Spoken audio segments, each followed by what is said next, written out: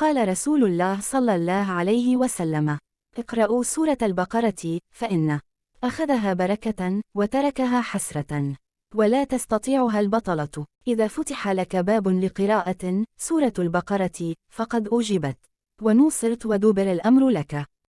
بفضل من الله ألهمنا قراءة سورة البقرة وترتبت أموري بشكل عجيب من 1437 لي اليوم، وأنا ملتزمة فيها 8 سنين، بركة بكل شيء وتسهيل وراحة نفسية، الحمد لله.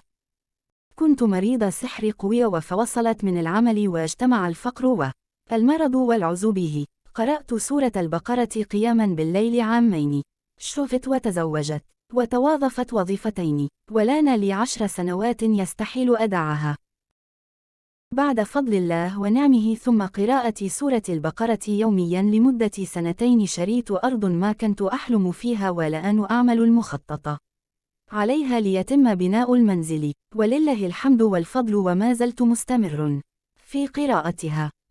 بعطيكم سر غيار حياتي ودائما أقوله وانصح فيه، وهو قراءة سورة البقرة. صار لي مداوم على قراءتها تقريبا عام ونص من بداية 2022، وخلالها المدة من تجربتي بقراءتها لاحظت زيادة البركة والخير في حياتي، وزيادة الجمال والخفة والسلام بقلبي ومشاعري.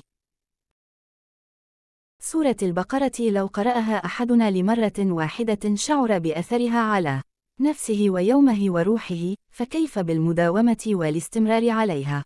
تشعر أنك تتقلب في بساتين الأونس والارتياح والسكون الذي يلف يومك وليلتك. بركة مدهشة، من دام على قراءتها لن يتخلى عنها.